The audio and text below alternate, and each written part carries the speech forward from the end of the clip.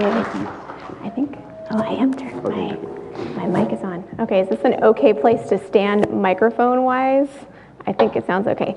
Thank you. I'm just going to move this a little lower. I have this thing where I feel like the stand gets in the way between people. Anyway, nice to be here. Good morning, everyone. I'll open us in prayer in a moment, but just to kind of tag on Pastor Jonathan's introduction to me, thank you so much. He makes me sound like a really cool person, so that's nice.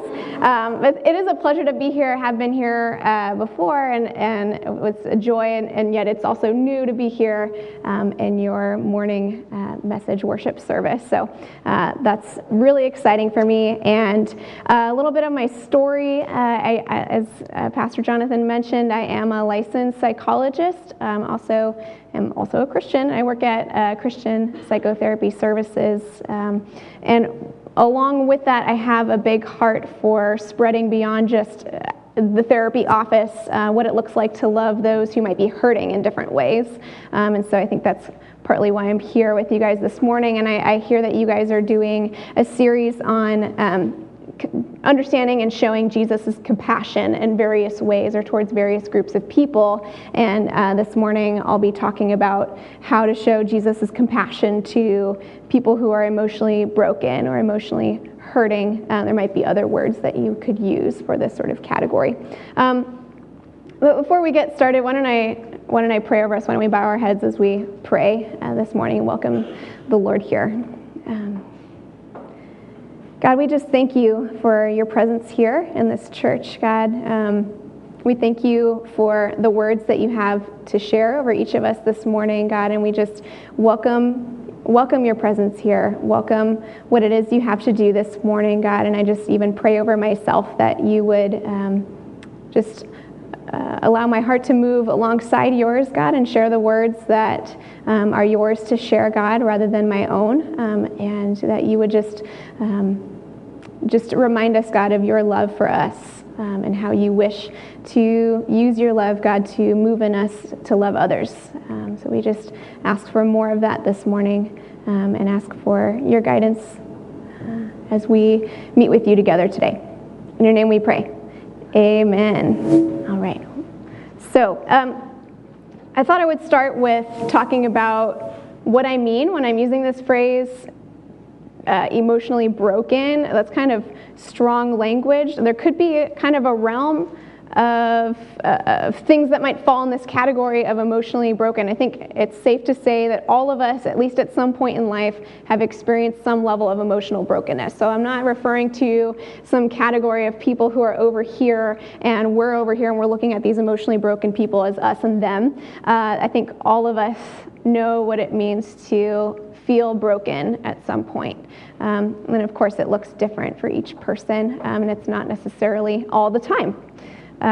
So I do want to kind of acknowledge that sometimes though it can be easy to create an us and them scenario of saying, I have it together, and when I think of someone who's emotionally broken or somehow even thinking of things like maybe someone who's experiencing mental illness or other things at more extremes, we can sort of think of that as, that's not me, that's somebody else, and something that I don't relate with, and create an us and them scenario. So some things that I think I hear from others that people kind of put in a category of them, that's not me, that's somebody who's emotionally broken, might be, we might tend to categorize people who could be homeless in this category, or people who are somehow on the fringes of society, such as maybe people who've committed crimes or serving time in prison, people doing drugs, people who are maybe not able to keep a job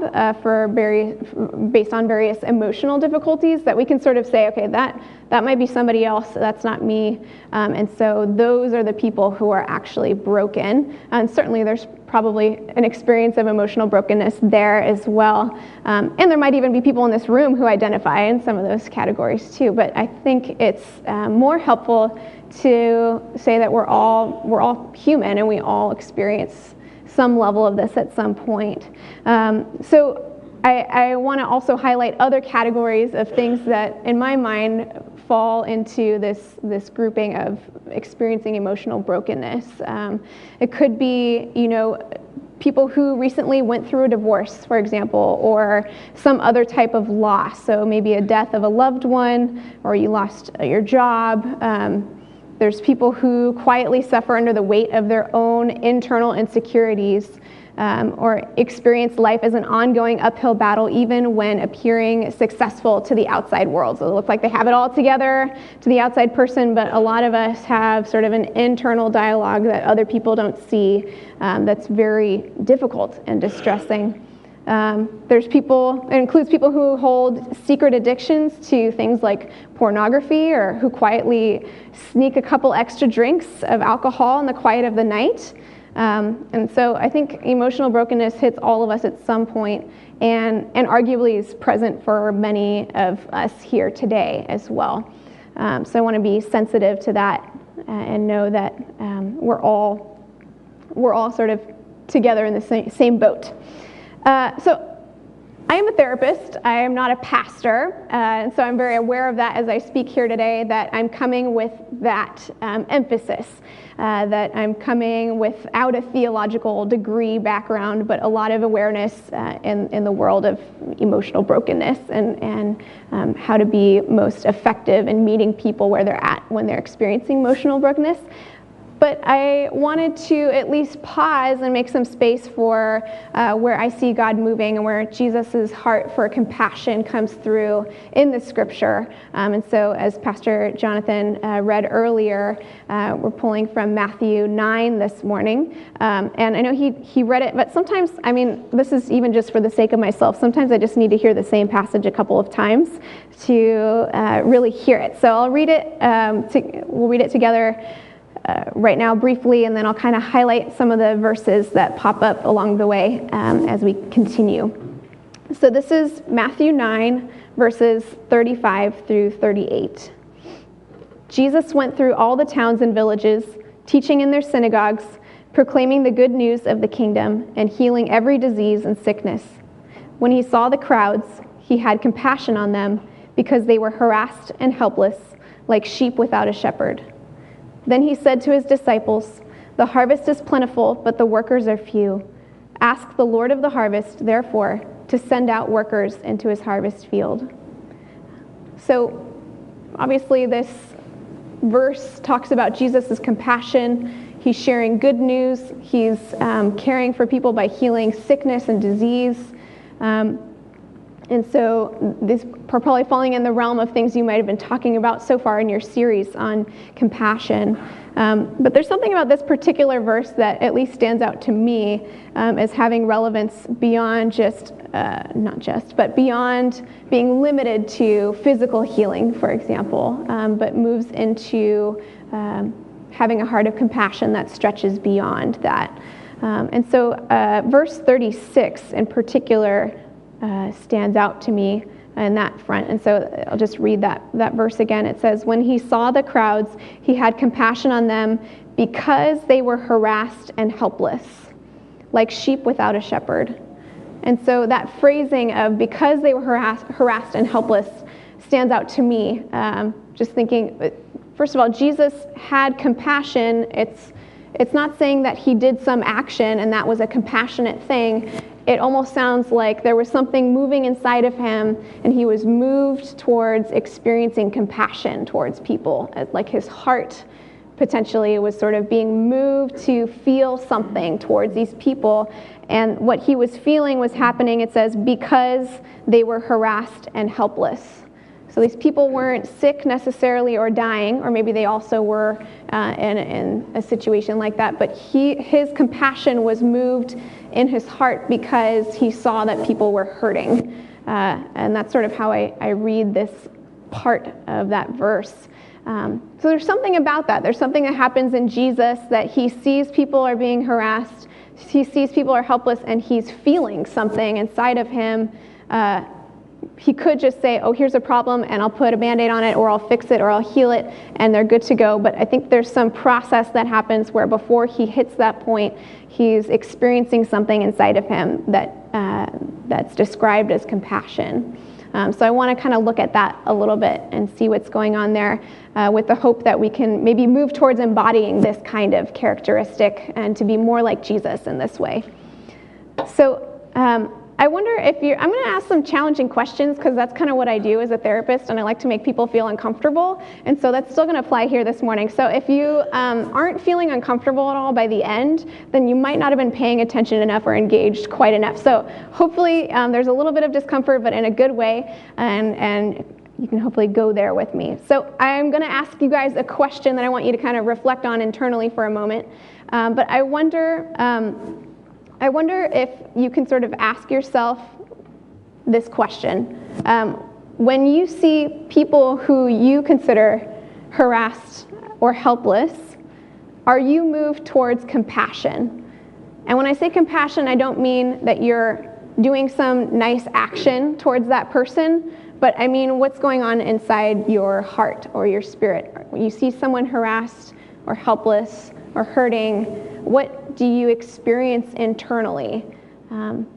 And maybe just take a moment to just kind of think about that.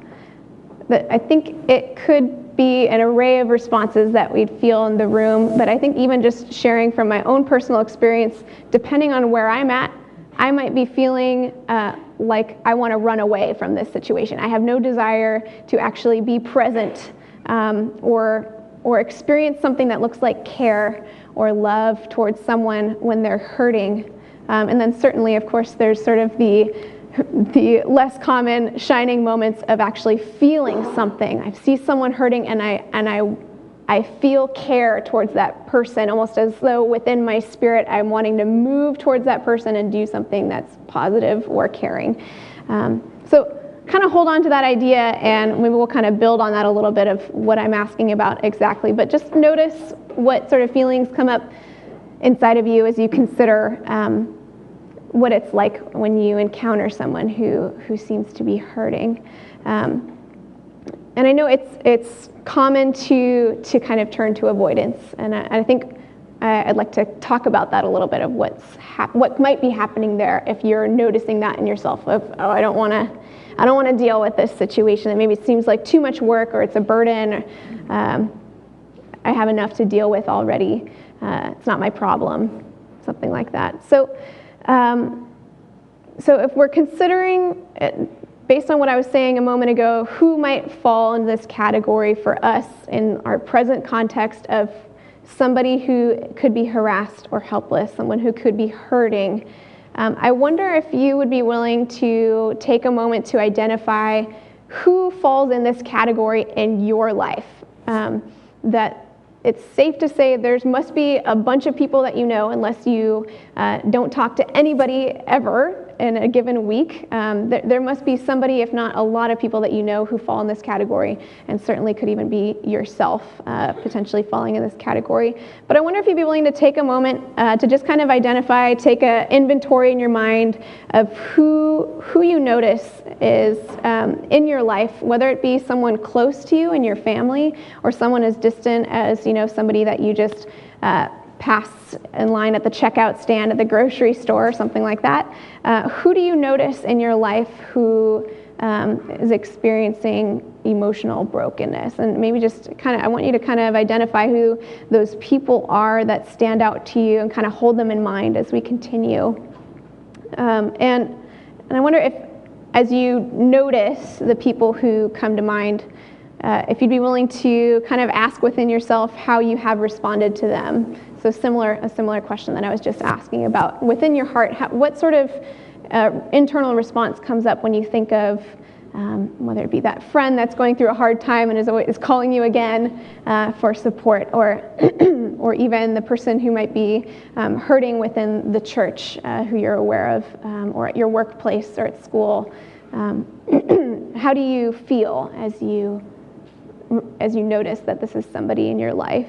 And just some questions to kind of stir the pot. It might be worth asking, have you avoided them at all? Have you thought their experience maybe was something to just sort of get over? I think we've all felt that at some point, at least in life, where we see someone going through something difficult and we think, well, I don't get it. Wait, why don't they just move on? Why don't they just kind of get over it? Just kind of stop thinking about it, or stop engaging with whatever the problem is, or the addiction, or the whatever, and just move on. Is that something that you are feeling within yourself, or maybe even stating out loud when you think of this person. And I kind of mentioned this in passing, but I wonder if it's worth asking again if this is something that you've even seen in your own family.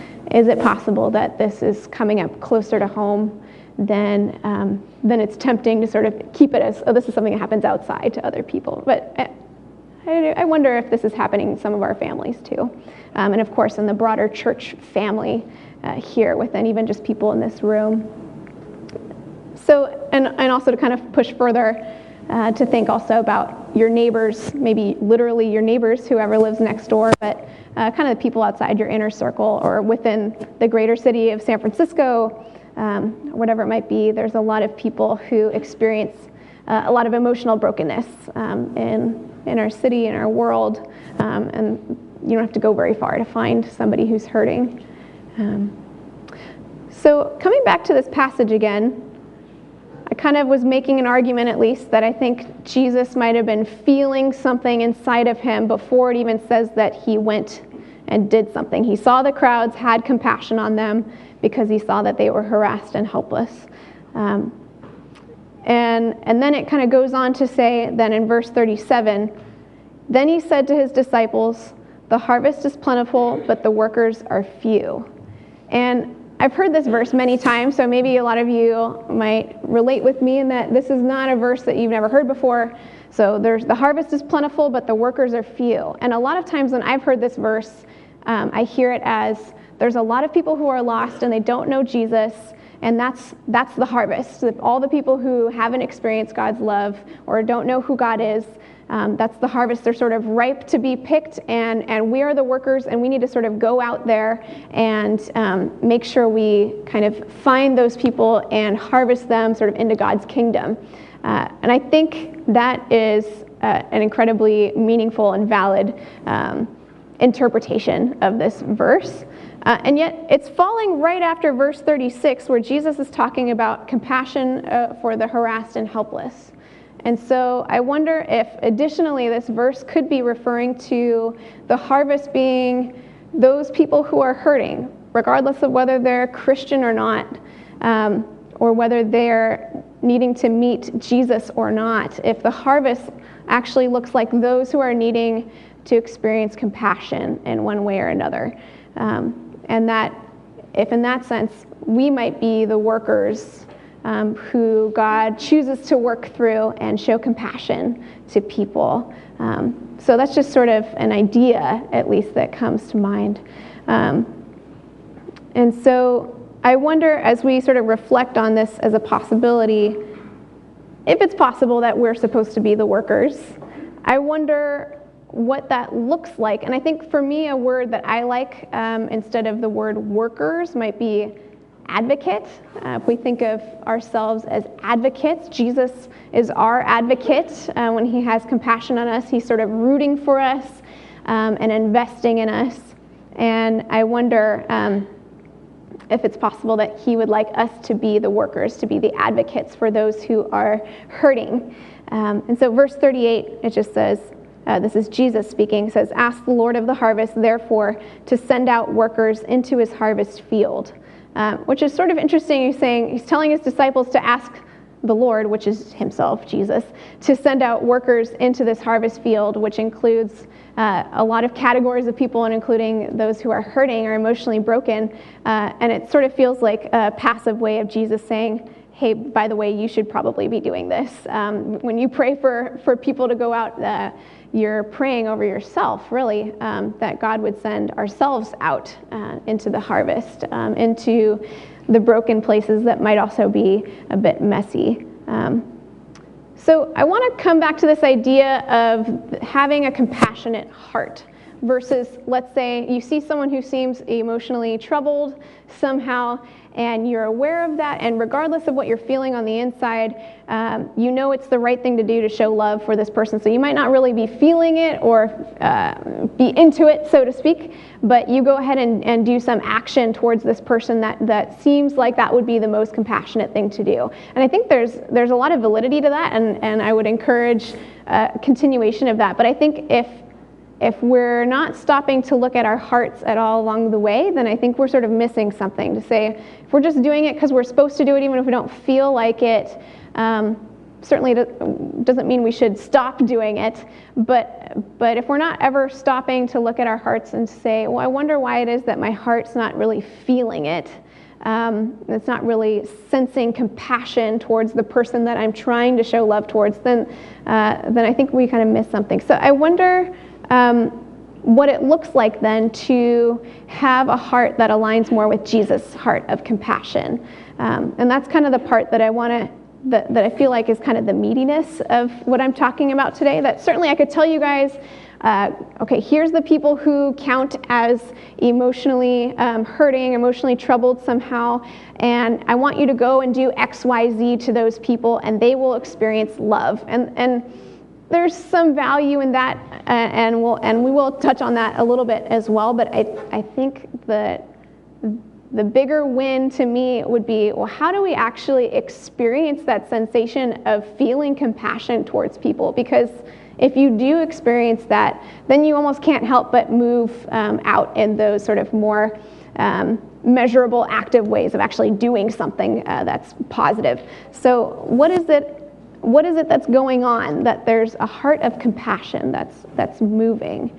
And so I wonder if you want to kind of continue in this vein with me of discomfort, if you kind of identify with this, and I think we all do at least at some point, if you identify with not experiencing that heart of compassion of just, I see someone hurting and I just feel care welling up for me inside of them. If you're not experiencing that, or that's not your predominant experience, I wonder if there's value in asking God to remind you of his compassion for you. That's not something we can just kind of create in our own heart to just make it up or say, I'm just going to try to feel this way. We can only feel that way or experience that depth of care for somebody else if we experience God's care for us, that God has compassion for us first. And so if you're not quite feeling it, I wonder if it might mean that there's a little bit of a disconnect in your heart between you and God and his compassion for you, and that he does have compassion for all of us. He doesn't want to skip over anyone in that front. And if we're sort of missing that, then certainly we can keep doing nice things for other people, but there's something that's kind of not full about it that's worth pushing into. So I wonder if some of these questions might be useful to say, well, how has God shown love for you? What are the ways that God was that advocate for you, or is that advocate for you? Is it possible that he still is that advocate for you, even if you are the person who's experiencing difficulty or stress or hardship right now? Maybe you're the one that's experiencing a loss. Or even if you don't have something that's easy to point to, maybe life looks like it's going great, but you don't feel great about it. It might be worth asking how Jesus has been your advocate in this time and in your history. How has he shown his love towards you? And I wonder if in that space, then there's opportunity to then ask for him to show you how to have that same heart. If he's sort of modeling his heart for you, then you might be able to then grow and develop that heart for other people. So I wonder what it looks like from that space of compassion, what it looks like to bless the people who are emotionally broken around you.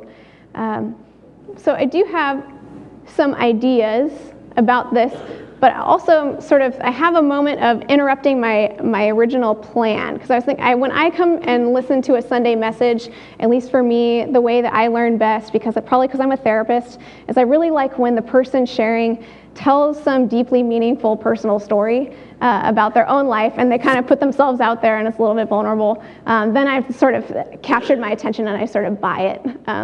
And I was thinking, I wonder if I have some cool story, and I couldn't really think of one. So I thought, that's okay. I'll just plan my thing. I can't fabricate something. And then something happened yesterday that as I was driving here, I was thinking, yeah, I probably need to tell that story. So speaking of having compassion for people and who counts as emotionally troubled, I had a moment where, with a good friend of mine from my small group last night, where I said something to him that to me was just a passing moment. In fact, it was actually a compliment, I thought. And we were golden, gave him my compliment, moved on, and then this morning I received an email from him that he sent kind of late at night saying I deeply offended him with my compliment. Even though he knew I was trying to compliment him, he was hurting and like crying late at night because I said this thing to him. I thought, oh no, I thought I was showing care, and it hit him in a way that was not at all the way that I intended, and was very hurtful for him. And so I was just sitting there this morning praying at my computer with this email thinking, what did I do? And I think I had this moment where I was like in that twilight zone of, I think I'm talking about something like this later this morning, and what am I supposed to do? And I was just very aware that I could have gone down two paths here. I thought, here's my friend, I obviously care about him. I said something nice to him, and here he heard it in a way that was deeply painful for him. And I could have gone down one path of, man, he really didn't get that. He shouldn't be hurting right now. He shouldn't experience that as painful. That was his problem. I'm a nice person, and so he should just kind of get over it. I don't want to deal with this. And I was very aware that that was a path I could have taken in my thought process. But I thought, well, there's something here that happened, though, that he's hurting even though I didn't mean it. And I wonder if there's a story there. There must be some story that explains why he feels pain in response to me trying to be nice. And so we sort of had like early morning conflict resolution situation where we're sort of emailing and texting in the morning, where I asked him to share what the story was behind it. And there was this significant, deep story where other people have used similar words that I used in my quote-unquote compliment in a way to sort of bully this guy throughout the duration of his life. So that makes sense that really hurt you deeply, enough to sort of cry late into the hours of the night. And so when I heard his story, then my heart was moved in compassion, saying, oh, I care about your story. I care about you, and I'm sorry that happened to you. And there was actually a moment where there could be sort of a moment of healing, of saying, oh, I still care about you, even though this really hurtful thing happened for you. And that I was the cause of it, that was a significant moment. And I think as I was reflecting on what that moment was like, if I had gone down that path of, man, he just really shouldn't be hurting about this, why I would be motivated to go that way. And I was realizing, well, it's painful for me to actually go back and say, hey, tell me about what happened here that was hurtful. And if he actually comes back and tells me his story, it's going to be a painful story. And now I have to go into the pain with him. And if we're not walking alongside Jesus or kind of including God in our lives and his heart are not slowing down, then it might be tempting to say, I don't want to deal with that. That's going to be painful. It's going to be messy. It's his problem, and I don't want to get caught up in that pain. So I'm just not going to deal with it. It's just easier. So I was aware of that in this moment of when we have compassion on other people and we move into it, there's a consequence, right? There's a consequence of we're also going to experience some of the brokenness and the hurt, and yet there's also space for a lot of redemption there, a lot of goodness, that if we actually move into it, then me and this friend had this positive shared kind of reconciliation experience where our friendship was solidified in a deeper way, but also he experienced some kind of positive healing around this area of hurt, and it's something to celebrate in the end, even though there was this kind of temporary space of feeling hurt together. So I felt it was important to share this story of getting at the heart behind things, and also why it might be easy to not show compassion. Of course, we might just say, well, I'm busy, I have kids, I have to go to work, I have deadlines, and if I stop and show compassion to everyone who's hurting, then it's just, my life is so interrupted that I can't keep up. And yet I wonder if there's something valuable even for our own heart, our own spirit, our own movement towards becoming like Jesus, that needs to happen here. It's actually not so much about trying to fix the other broken people, but if somehow in the journey of moving through the hurt with those who are broken or experiencing hurt, that we actually also experience a greater depth within ourselves and in our relationship with Christ, and so many other awesome ways.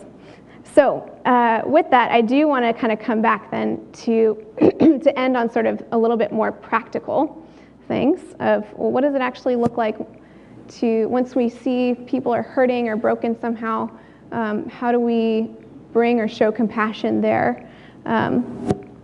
So some of the thoughts that come to mind are, one, reiterating something I said already, which is just asking God for a deepening of compassion for people. So my thought is, rather than praying for God to help you do more nice things for people, or in the external way, being practically caring for people, I wonder if asking God to build in you that heart is actually going to lead to more of that practical outside change as well. So if you pray that, He probably will answer. So just be aware that cool stuff might start happening, but it might kind of mess up your plans in life. So just so you know it's coming. I'll say I told you so. But so asking for a deepening of sense of God's compassion, I think that will change you if that's part of your kind of daily prayer over your own heart. And as you're interacting with people, I wonder if some kind of practical advice for how to show compassion towards those who are hurting might be, and this is sort of gathering now from my therapist land, if there's an importance on listening to people and their stories without expecting change, or maybe we could say without expecting immediate change. So if somebody, a lot of times those who are broken end up hurting other people, end up making poor choices, maybe it might be difficult to be around. And so there might be a desire for some kind of change to happen in this person. Why are you acting this way? And I think if you can sort of put that part of it aside for a bit and say, well, there must be a reason why you're acting this way, and I want to listen and hear what that is. Whether there's a story that goes with it, or there's an experience, or whatever it might be, the person has some reason why this is happening for them. And so just taking a moment to stop and actually listen and express care through saying, I want to hear what it is that's going on for you, that obviously might show care towards that person, and they might experience that as loving, but you also might develop a greater sense of compassion towards them. And if the person does experience that as caring, then the sort of other actions that are coming out of the hurt space might also change as a result, even though that's not what you're directly asking them to do.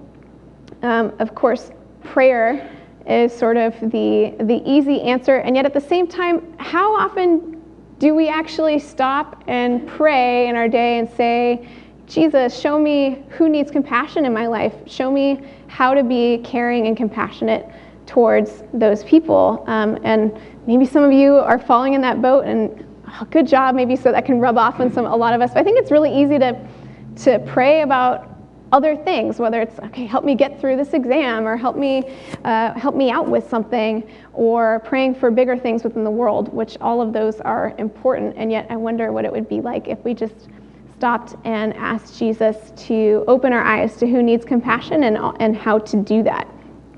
And then, of course, there are practical ways to show love. If we think of examples, might include things like, well, if a family is grieving, sometimes it might just, all it might take might be to just cook them a meal if they're grieving the loss of a loved one, or someone's going through a hardship. In the midst of praying and being there to listen and kind of moving in a heart of compassion, there just might be really simple, sort of quote-unquote easy things that you can do for them. So offering food or helping babysit or whatever it might be, that you could sort of brainstorm any number of things. But I think that is sort of the practical place where Christ's compassion is manifest, is sort of in these little details that we thought to remember to bring that coworker lunch that day or whatever it might be. And I just want to end on this, that I'm talking from the space of how do we as Christ followers love those around us who are experiencing emotional brokenness. But I'm aware that there could be people in this room who actually are hearing this and feeling like, I'm that emotionally broken person. And I think if you're identifying with that, I think it's important to start with asking God to create a heart of compassion within yourself, that you would be able to see yourself the way that Christ sees you. And I also want to challenge you then to identify where you might be able to reach out to others who could be that compassionate advocate for you. Maybe people don't see that you're hurting or don't know how to best care for you. And so there might be a space to reach out and ask for that, even though that's incredibly difficult. And so some examples of people you might reach out to might be a friend or a family member, a pastor, a mentor, of course a therapist, and there's any number of safe places that you could ask for an advocate. So I would ask you to consider taking that risk today or this week if that's you. So that's kind of where my leave-off point is. So I think I'll close us in prayer, but I want to invite you guys as I pray over us to close to just reflect on those questions. Where is my heart of compassion? If there's sort of like a heart meter for how much compassion you're experiencing towards others, that you would invite God into that space and grow your compassion. I think God will do some really cool stuff. So let's bow our heads as we close in prayer.